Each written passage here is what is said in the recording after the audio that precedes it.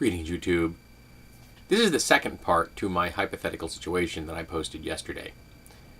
A number of my astute commenters figured out that I was discussing humans versus zombies, and a number of other astute commenters proved my point for me. Zombies will always lose. Now, there's a reason that the zombie apocalypse is so popular in today's society. Probably a number of them. But I read one recently that, for me, really put it together in a manner that I think explains a lot of the attraction thereof. So I'm going to read this particular passage. I think a big reason for the popularity of zombies is pretty simple. Deep down, we'd like to be able to kill people. The guy at work who gets that big promotion instead of you, the guy who steals your girlfriend, the guy who cuts you off on the freeway, or just random strangers you don't like the look of. Consciously or unconsciously, our caveman brains know what we'd like to be able to do with those threats. And that's important. Lots of things are viewed as threats, even when they aren't. But wanting to kill people is wrong. It's bad, terrible, unacceptable behavior, even in the privacy of your own head. It's a thought crime. But what if the other person weren't really people? Then it'd be okay, wouldn't it? Well, sure. Go to town. It used to be easy to find people who weren't really people. Just pick someone who was a different color, a different nationality, a different religion. It was okay to want to kill them, but not now. Even that's become unacceptable too. Gosh darn it, political correctness gone mad. What to do? The only socially acceptable way left to dehumanize the enemy is through this imaginary process of zombification. If our society's streets were filled with the Walking Dead, you'd just have to kill them. It's self-defense. And really, you'd be doing them a favor, returning them to their natural state.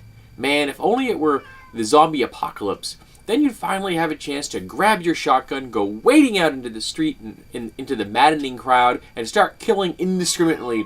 Wouldn't that be great? This is from a guy named Web Mutant from Metafilter, and it was published in February. I just hadn't really had an opportunity to use that quite yet.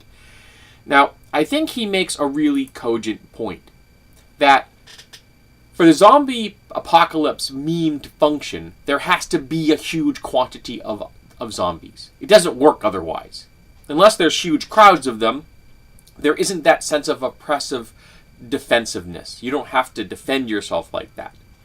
Now, I've talked about this in the past, and I've pointed out that in the United States, there's about 312 million people, and at any one time, within a 3-day period, there are about 3 to 4 million corpses around. Within a 10-day period, that might be 30 or 40 million. But that's it. So if the apocalypse hit today, 30 and 40 million corpses would stand up and start harming people. There are 312 million Americans. There are estimates of between 100 and 300 million firearms in private ownership in America. That's not counting the cops and the military. There wouldn't be a zombie apocalypse. But for this meme to function in fiction and inside the psyches of humans, it has to be this mythical, huge mass of zombies, which aren't going to happen. Even if every viable corpse on the planet rose up, we still outnumber them. Because after a very short period of time, a corpse is no longer viable. And in the Western cultures like America, not only do you put corpses in coffins when they aren't cremated, but you put the coffins in concrete vaults. And remember, a zombie is no stronger than you are. Yes, they're tough because they don't feel pain, and they keep coming until you blow out their brains if you have that particular type of zombie in hand. Okay? But they're no stronger than you are. I want you to bust through that wall sitting next to you, right now. Start pounding that wall as hard as you can. How long does it take you to do it? What shape are your hands in when you're finished? The same thing goes with getting out of a coffin. What shape are your hands going to be in when you get out of that coffin? And once you're out of the coffin, congratulations. You're still inside of a concrete vault. You can now rage impotently forever. This meme exists because people are having a cognitive dissonance between that threat response and a safe society. There's also the whole idea that there are political conflicts going on in the world and social conflicts, the whole class war and the economic inequality in America. These are also contributing factors. We are feeling pressured upon. We want an enemy to fight back against. And what better enemy than a mindless throng of zombies?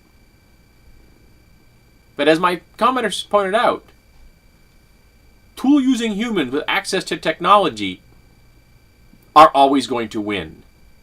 Humans are remarkably good at killing. If you don't believe me, go ask the cave bears, the smilodons, or the Neanderthals. Oh, that's right. You can't. Because we wiped them out. And we did it with stones. So imagine how much better we would be when we have access to things like firearms and hand weapons, body armor, cars, armored personnel characters, and tanks, all of which exist in North America. Armored cars are handy APCs. And you see those on the streets every single day. Heck, your average car would protect you from a person regardless of how enraged they are. If the car is moving, they can't hurt you. They might get through the windows on the side if they really wanted to, but they're not getting through the front or back windows. But for this meme to function, for this fictional experience to exist, we have to believe in huge throngs of threats, even though those huge throngs of threats do not exist in the real world, nor will they ever exist in a zombie apocalypse. We're dealing with very complex issues here that people are trying to simplify and make them appear as a viable threat, and they aren't. They have never been. They never will be, ignoring the fact, of course, that zombies aren't real. But I wanted to ask this in a way that people would solve the problem for me. Congratulations, you did. Smart people are better than zombies who are not tool-using and have no ability to plan or use strategy. We do. And if there's one thing human beings are good at in the world, folks, it's killing things.